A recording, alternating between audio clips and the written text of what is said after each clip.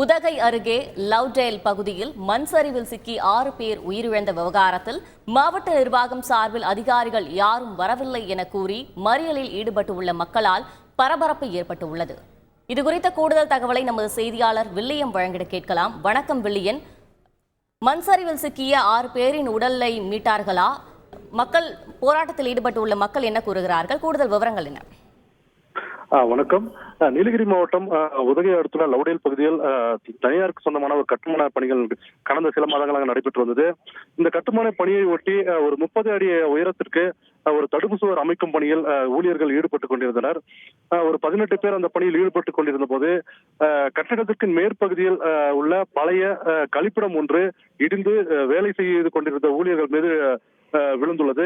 இந்த இடிபாடுகளில் சுமார் 10க்கும் மேற்பட்டோர் சிக்கினர். தகவல் அறிந்த சம்பவ இடத்துக்கு வந்த தீயணைப்பு துறையினர், காவல்துறையினர் மற்றும் அந்த பகுதியில் இருந்த பொதுமக்கள் அவர்களை உடனடியாக மீட்கும் பணியில் ஈடுபட்டனர். இதில் 10 பேர்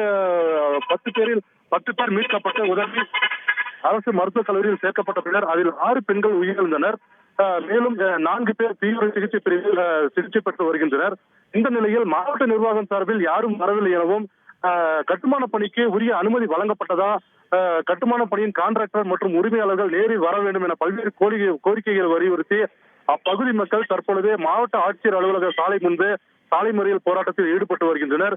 தொடர்ந்து காவல்துறையினர் பேச்சுவார்த்தை நடத்தியும் மாவட்ட ஆட்சித்தலைவர் வர வேண்டும் என கூறி தொடர்ந்து அப்பகுதியில் சாலை மறியல் ஈடுபட்டு வருவதால் அப்பகுதியில் போக்குவரத்து நெரிசல் ஏற்பட்டுள்ளது. கூடுதல் விவரங்களுக்கு நன்றி வில்லியம். செய்திகளை உடனுக்குடன் தெரிந்து கொள்ள உடனே சப்ஸ்கிரைப் பண்ணுங்க.